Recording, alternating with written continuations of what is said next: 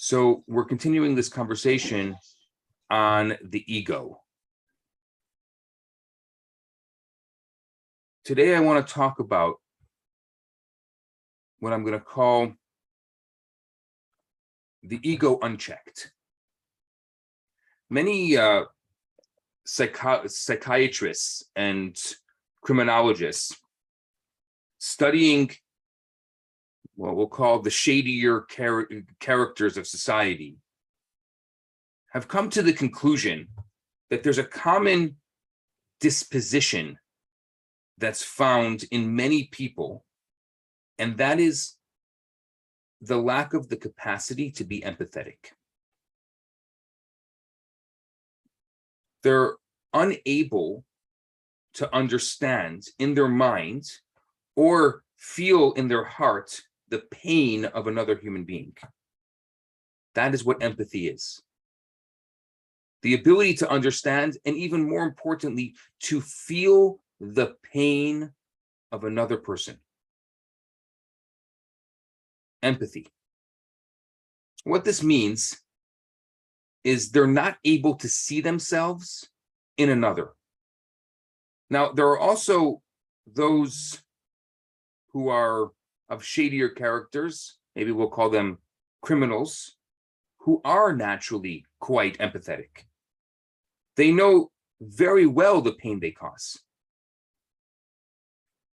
And in this case, the troubling element of it is that they revel in causing others pain. What they're missing is compassion. The desire to not cause another person to suffer. And it's interesting if you think of it through the lens of criminology. Think of empathy versus compassion. Empathy, one is not able to feel what they're doing for another. The other knows exactly what they're doing. They just don't have any compassion.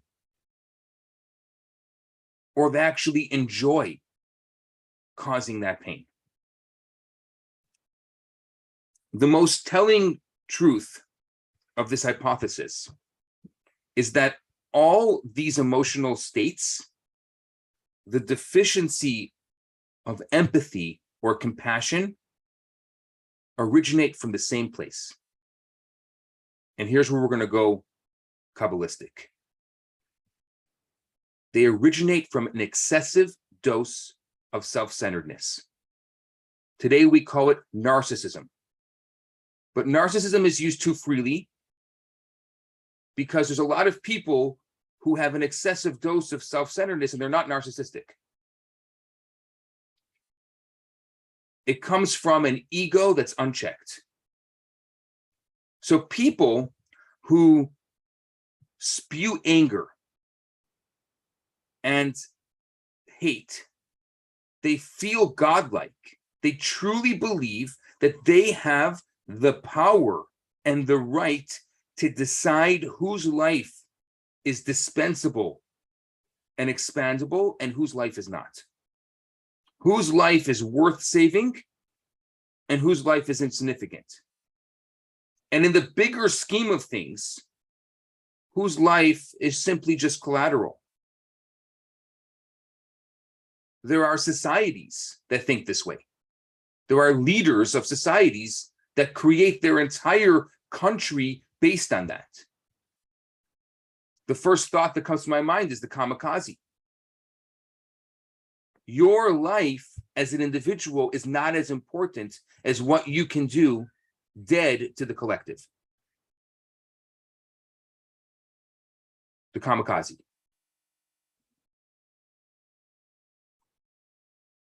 But that's on a more global level. Let's go just more on an individual level. Let's talk about an individual person who's inhumane.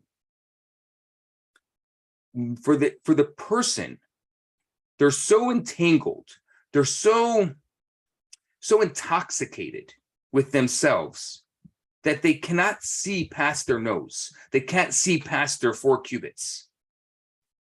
There is no valid other. And every relationship is of an I relating to an it, which means an object to be used and possibly abused. You don't exist. You are just a pawn in the story, in the narrative. So I don't see you as you. I just see you as an object.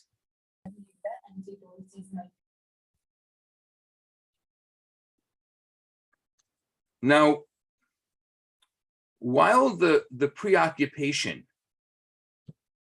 with one sense of self generally manifests as this self-centeredness or this narcissism, it can also show up in a different way.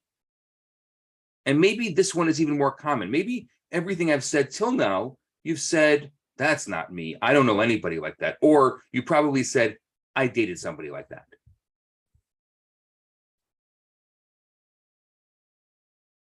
But there's another way that it manifests itself. And this one may be a little closer to home. It could show up as a total lack of self-esteem, as a lack of self-worth.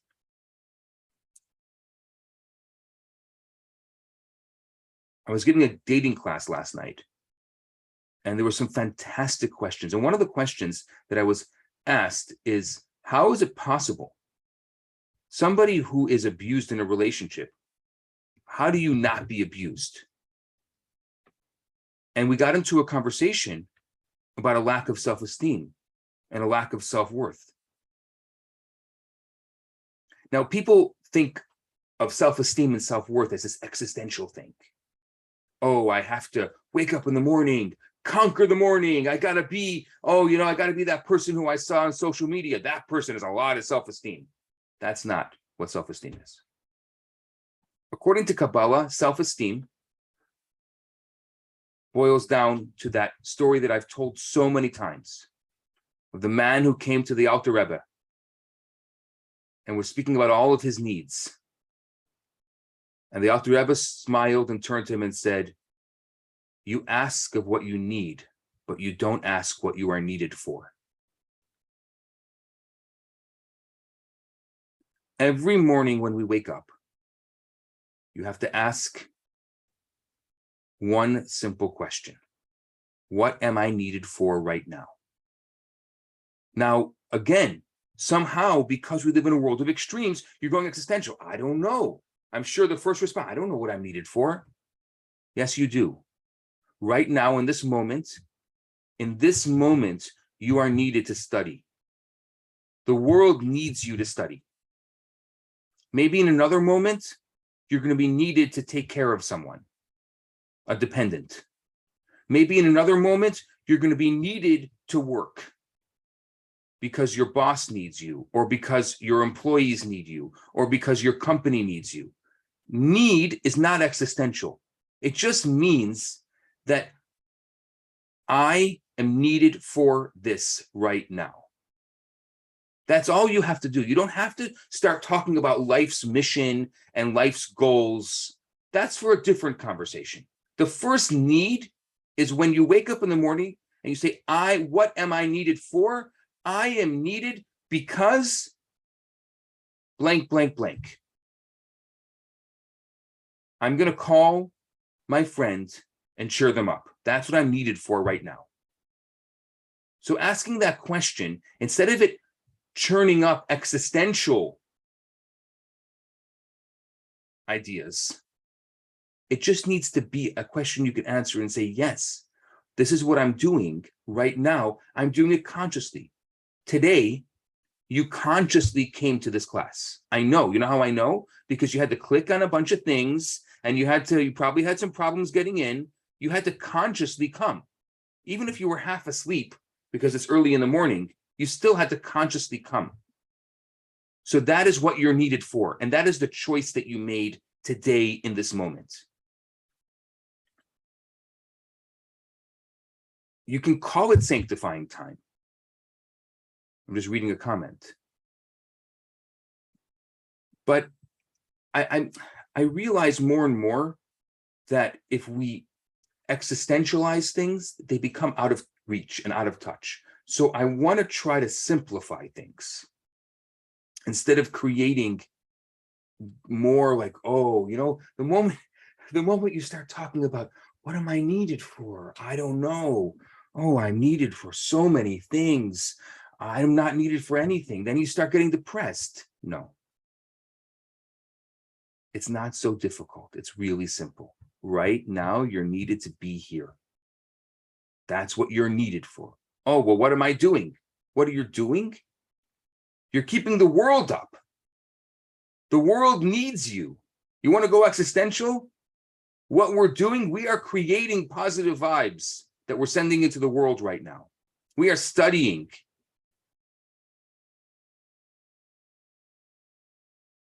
It's so funny how we so often kind of move things around. Things that are supposed to be existential, we don't, we don't focus on them. And things that are supposed to be simple, we turn them into existential.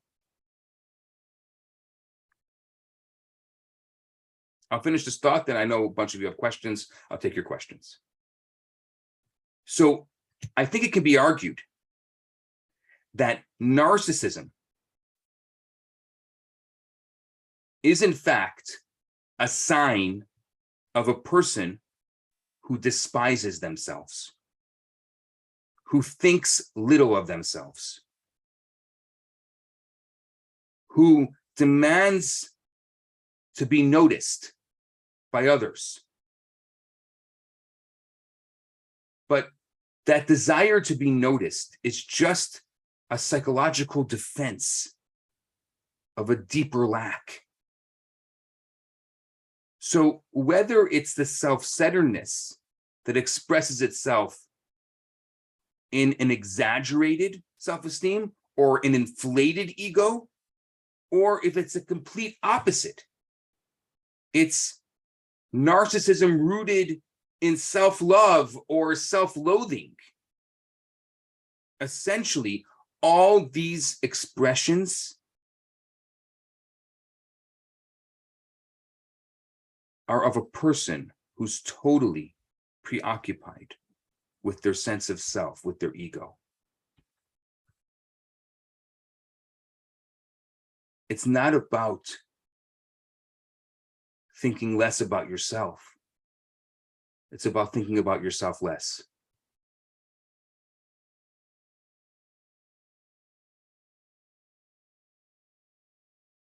Somehow,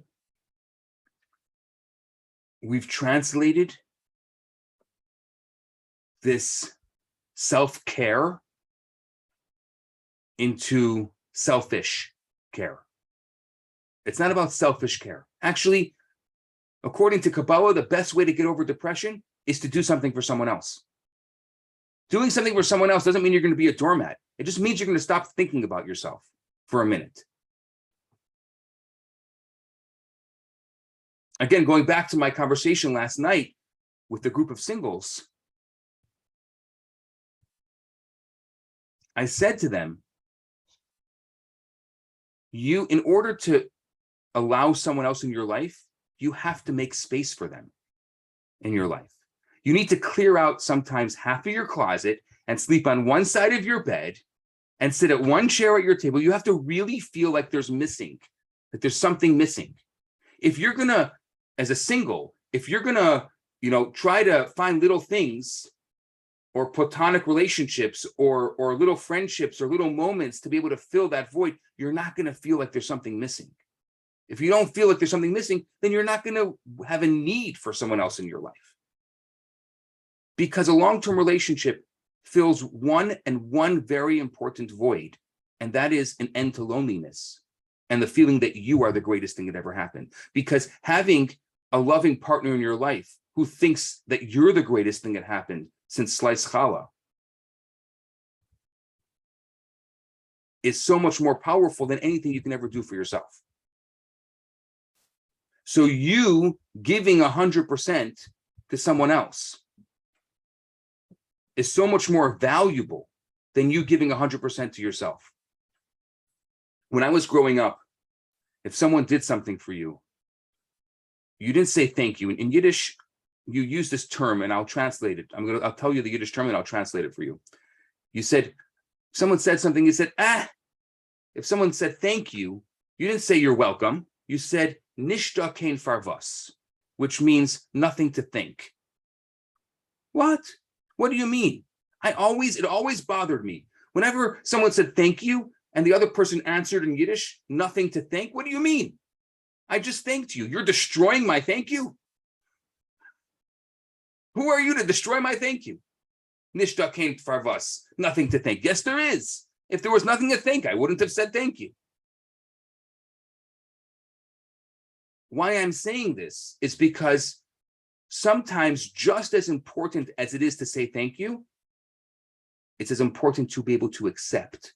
For some reason, we have this false sense of humility. It's a false sense of humility by not being able to accept a thank you.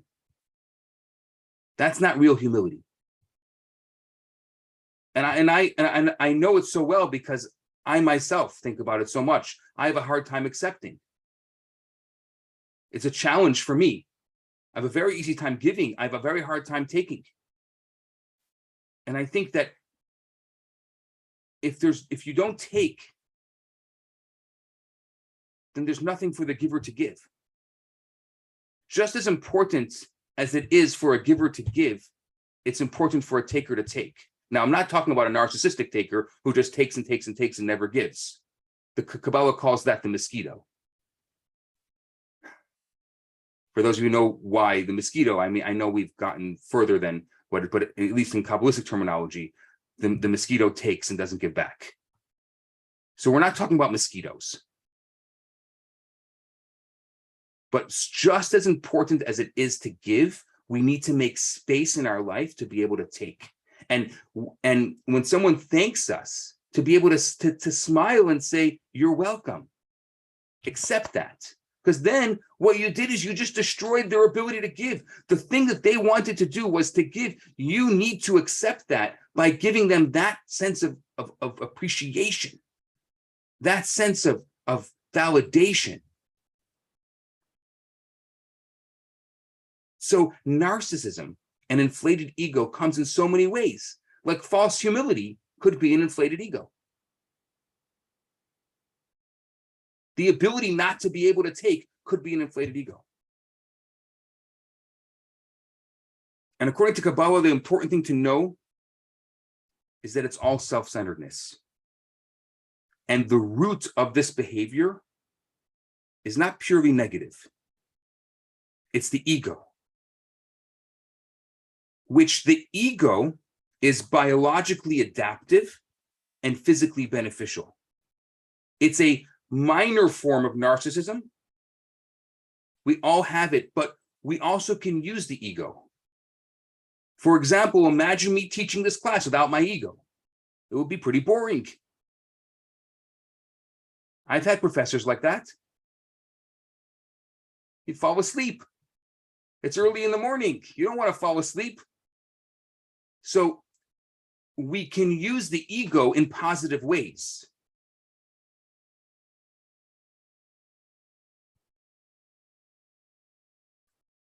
That's my thought. Questions, comments? Perla, please.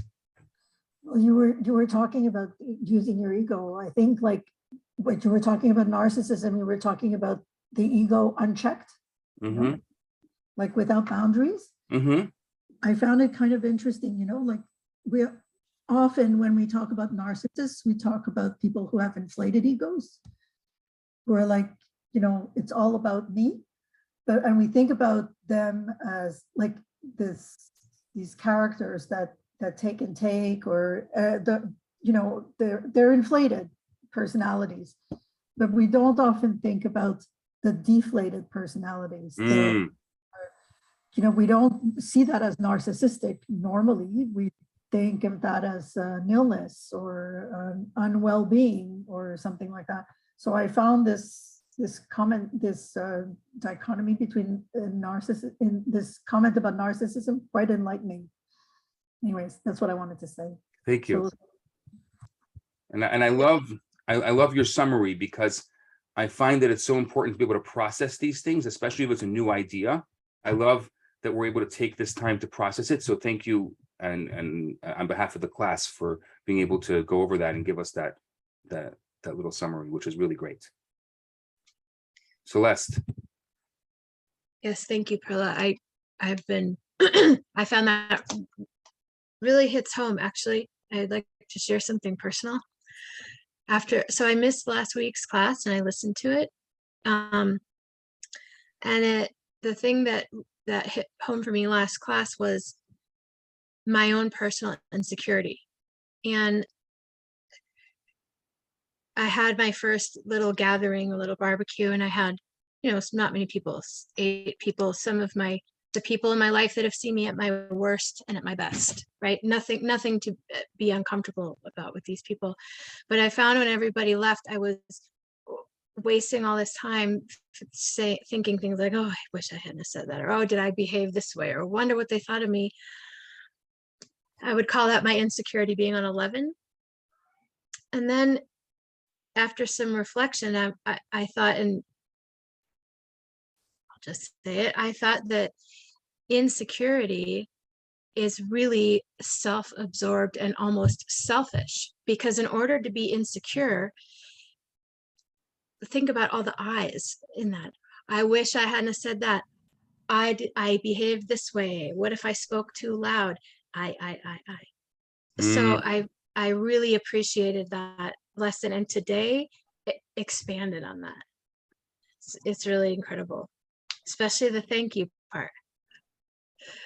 That is, I thank you. It was a great thing today. Thanks for listening, everybody. And thank you, Celeste, for sharing that, because I think that's such an important element that we have to also take into effect. I do it myself. I where, oh, I shouldn't have said that. I shouldn't have. Oh my gosh, what we call foot in the mouth syndrome. But again, it's okay. Let it go. It's okay. So you said it. So you said it wrong. Okay. So like I said, we overanalyze the wrong things. Imagine if we overanalyzed the ability to help someone else, to do for someone else. Imagine if that's what we were so focused on, where the person left your house and you said, they didn't eat enough. The old classic Jewish mother syndrome. I should have served that other thing. I should have brought out the tea in a nicer glass. These are not things that we can relate to, but just the idea of thinking about, I didn't do enough for someone else, instead of thinking about, because what's amazing is I always think about this room where instead of everyone having a relational experience, they're all looking around the room thinking about what everyone's thinking about them, when it's supposed to be a deeply relational experience where everyone should be thinking about the other.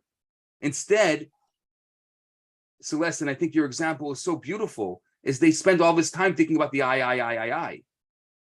So you wonder why you went to the event and it was deeply non-relational, because there was nothing relational about it. You might as well just stayed home, and you could have imagined the event and then worried about everything everyone was saying about you or thinking about you. And you would have saved yourself the gas, which is very expensive right now. All problem solved.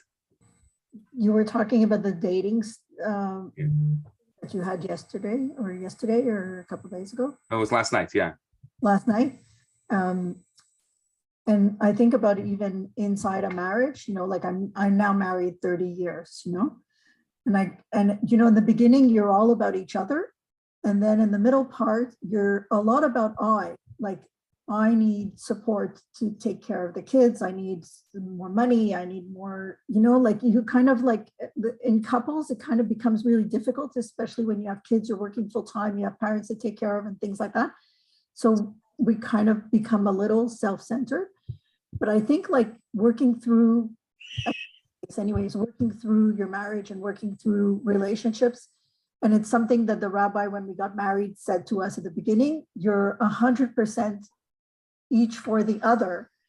Well, we only really found that now, like now in the last 5 or 10 years, where we could say, like, I'm 100% there for my husband and he's 100% there for me. Whereas in the middle years, you kind of like get very self-focused, like so I find that really interesting. This also in relationships where in theory you're committed to each other because you're married and you have kids together and you build a home together, but you get so busy with everything, you stop, your partner becomes kind of like your partner de facto, not your partner to whom I give, I don't know if I'm explaining myself well, but it's you kind Absolutely. of all your stuff that you need. Yeah. Okay.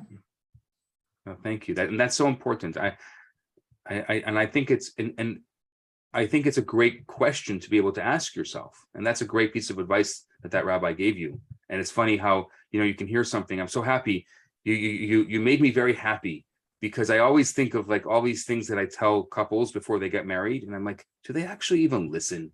But you're saying 30 years later, you're finally realizing it means that at least you listened 30 years ago. So I think there's hope in the world. Fami. Good morning, everyone. So a lot of today, at least there's like 3 or 4 subjects we can develop. I want to go to the ego things, and correct me, dear Rabbi. So the nefesh is in the head. That's what people. Okay. Okay. Not Okay, nefesh. No, sorry, not the neshama is in the head. Sorry, I'm always the godly soul, the nefesh eloki, the godly soul. Yeah, exactly. Yeah. Godly soul is in the brain. Yes. Yes. Okay. The Yizera and the ruach are in the heart.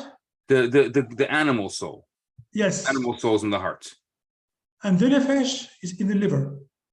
Yes. Okay. So there is a hierarchy here. So you have like a lower one, which is like the nefesh. You have the Yizera and the good side in the middle, and you have the neshama upstairs, right? Yes. So as long as you don't let the Yizera go up, as long as you always use your faculty to think and to rationalize things, you can keep it in check. That's what I think, and that's what Abraham said 2 weeks ago. Stop. What he said. Stop. Breathe. Observe. Yeah, and I think that to add that, what you're saying is mind over matter. Is use your mind to make decisions, and use your heart to act on those decisions. Use your mind to make decisions. Use your ego to act on those decisions. Absolutely. Absolutely. Thank you. That's beautiful. Thanks for sharing that, Fami. I study Torah at night. Great. Very good.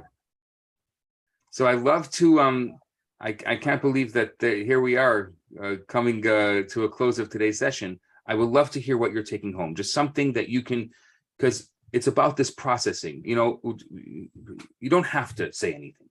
But I really enjoy when you say something, because it allows us all to process whatever it is that you've taken and how you've observed it.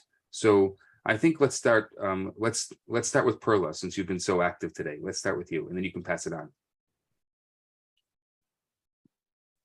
I learned. I like the stop, breathe, and serve. Love that, and I learned a lot about the narcissism in terms of deflated ego, and it's something that I need to think about for the next 30 years. Okay, Kelsey. Thank you. I I think really about the deflated personality and like the low self-esteem. I think that's what I'm going to be pondering. Maybe mostly, but I really feel like this class answered a lot of questions that I've been thinking about lately anyway. So that was great. Let's see. Bami? Thank you. A lot. I mean, so maybe I will go to another subject. I mean, why loneliness is bad? Because, like in Judaism, if you see it, you always need a mentor. You cannot be alone. So you need somebody to cross. I mean, you need to be a pair so you can help each other, like to fulfill your mission. You cannot do your mission alone. I mean, it's like a molecule, you know. An atom alone cannot do a lot, but two atoms with a bond, which are bonded together, can achieve. And this is how I see it. I mean, this is how the Torah says. I mean, sees it. As long as what I understand. Thank you, Kelsey, and maybe Celeste. Thank you, Fami. I love the everything around the deflated.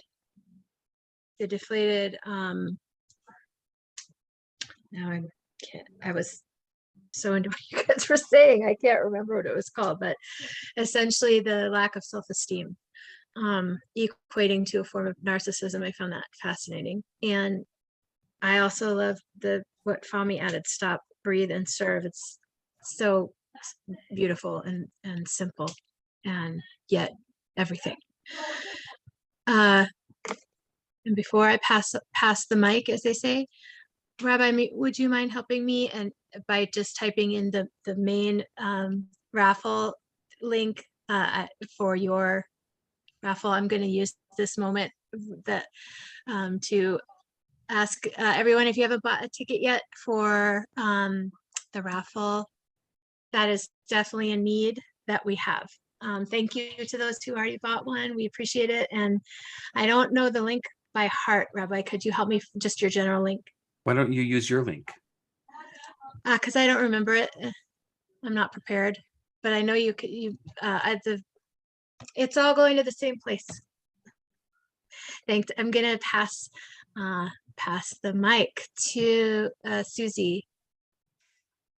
Thank you, Rabbi. So when you said that we should wake up every morning thinking, what can we do for others?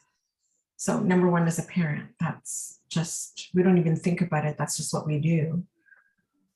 But it also made me think about years ago, many, many years ago, before I was even born, there was a line from a Kennedy speech saying, it's not what your country could do for you, it's what you can do for your country. So it made me think, did he study Torah? Like, does he, or did his speechwriter study Torah? Because it's the same concept. So that's what stood up for me today. And also being a narcissist is being ego-driven and being humble. You're also saying being humble is also being ego-driven. So we're constantly battling our ego, but we need a strong ego also to survive and to be passionate about things and to have a vision. You need to overcome, the whole thought that our ego is bad, because our ego is also good if it's channeled well. I think it's so important, Susie. I just want to focus on that, because we so often get down on ourselves. We need the ego. It's not about suppressing the ego. It's about honing the ego. Yeah. We need it. It's such an important part of us. Yes. Yes. Absolutely. Okay, next. How about Cheryl? Thank you, Susie. My takeaway today was early on when you said there was a difference between empathy and compassion. And I would have, before this class, maybe seen them synonymous. And I liked your explanation of the difference. And I'm going to ponder that a little bit more. And also about the acknowledgement of a compliment or a thank you. Because I have a tendency also to brush that off. Somebody says thank you. I don't say in Yiddish whatever you said. I usually go, oh, no big deal. No, whatever. And I brush it off, and that's probably not right, because it does diminish. I have a perfect example of this. We have friends who watch our Florida home, and they live in our development, and they're from our city in Chicago, and they won't charge us for doing that. People have house watch companies that do that. And it could be $100 or more a month. They're supposed to come in once a week, check things, water, gas, any leaks, any whatever. And our friends do this, and they won't accept any money, but they will accept food. So we take them out for dinner. I gave them a gift card. They came to visit this week, and I gave them a gift card. And she was so absolutely flabbergasted that I did that. And she said, thank you so much. It was so unnecessary. And I said, it was very important for us to let you know that we really appreciate what you do for us. She goes, but we do it because we love you. And I said, but you won't let us thank you any other way. To us, it's peace of mind. It's not money. It's peace of mind that somebody we know is watching our personal house. So I don't know, she thought it was, excessive. And I thought it was nice. I didn't know how to handle that. I mean, other than the thank you and yes, thank you so much. So she kind of blew it off. But there's your example. Okay, I will pass this on to MJ.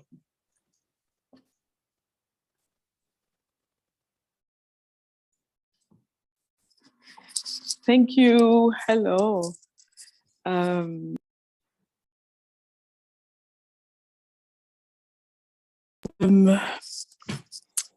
What am I? Yes. So for today, my nugget of what I've taken is so much. It was a great class, and one of the things that I really liked is how narcissism can have different form, actually, and that even if it looks like it should be humility, or it was, or that's what the person is trying to do, that's not actually what it is. And that the fact that, and that is an eye-opener to understand that perhaps this action or that action is not humility, actually. It's actually very self-centered. And I really, really like that. The other one that made me laugh, but I love is like, we're not mosquitoes. We're not mosquitoes. And I absolutely love that part. And I think it englobes so many things. And then you say, oh, if you know what a mosquito does. And I was thinking, yep, we know. So that was just amazing. And I don't know, I think I want to hear more about this ego, humility, and I don't know. I just really liked it, and I enjoyed it much, much, much, much. Thank you so much, Rabbi. That was awesome. Seriously, always a blessing. I don't know who to pass it on because I'm on my phone, so I don't see everybody. We have Jill, Alana, and Julian. How about I go with Jill? That's the first name. Thank you so much, Rabbi. Thank you. So I was really taken when you were talking about kind of the existential versus the kind of the practical right now. And when we wake up in the morning, asking ourselves, like, who can I help today? How can I be of service? And it's so funny that this came up because I will sometimes wake up in the morning just feeling like, what do I do? It's somehow it's overwhelming, which is so bizarre because that's not my life, but it feels that way. And I was listening to a writer. She said she wakes up in the morning and says, "Dear God, what would you have me know today?" So I said, okay, I'm going to try that. And I tried it. I wrote it down, and it felt so big.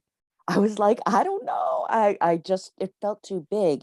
And I think it was tapping right into, I was going for the grand somehow, or these existential questions, when it's really like, oh, you got to go water your garden. Like, that's what you got to do today. You got to make a couple phone calls, and you got to help this, but I can, and while those things may happen, I'm not as present with them. And if I could kind of get present the first thing in the morning with, how can I be of service? I love that. I think it would just help me bring me down to earth a little bit. So that's what I got for today. And I thank Jill, everybody. the Yes. flowers need you. They They do. My need you. gardens, my first year of a garden, I got to go get my They chart. need you.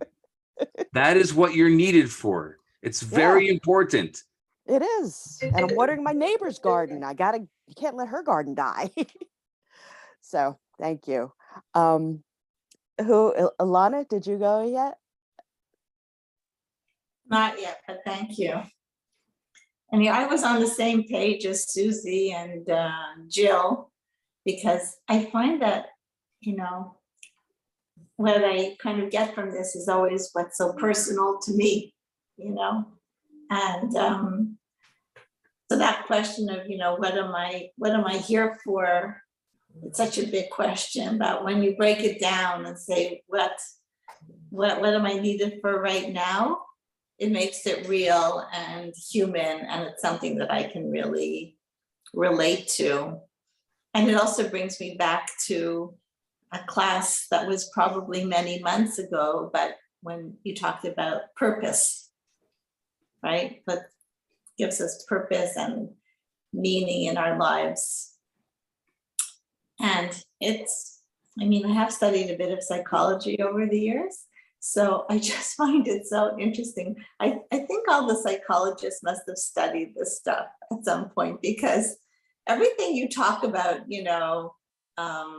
like getting outside yourself and doing for others, at the end of the day, brings you joy and happiness.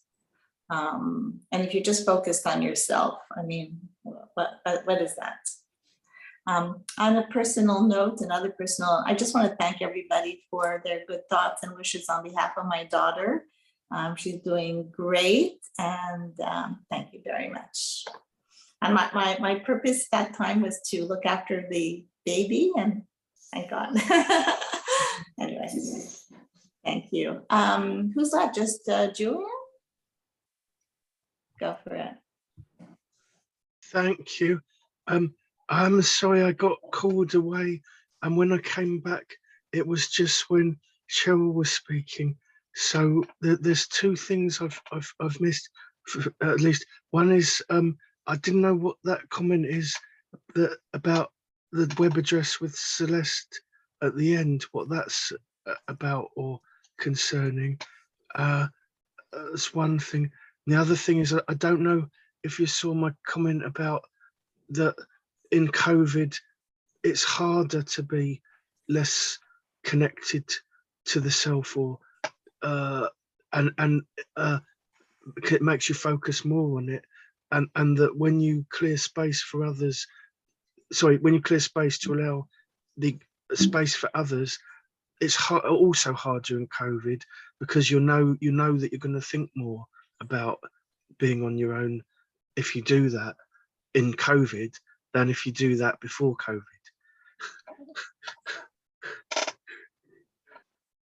So do you have any answers to those two things, what the web address is for, and the thoughts about COVID making it all more difficult?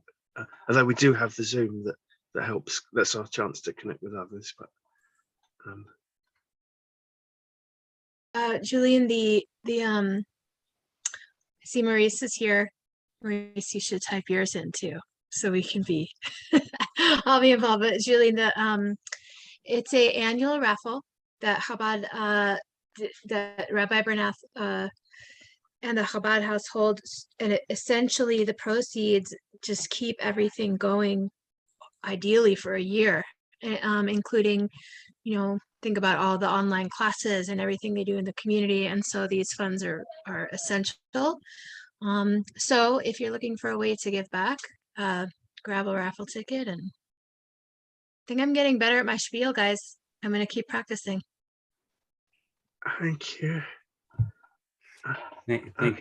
Thank you all. This is really amazing and really enlightens my week, just being together. And I part of me wants to say let's do this for hours and hours, but I actually like that it has a finite boundary and a finite amount of time. And just the fact that we can be together in this space is a wonderful thing. And I wish you all a wonderful day and a wonderful week. And we shall do this again. Same next week, same time, same channel. Thank you. Have a good day. Thank you. Bye. And for those of you who are staying on to Talmud. Hey, thank you, Rabbi. Did you have any thoughts about it being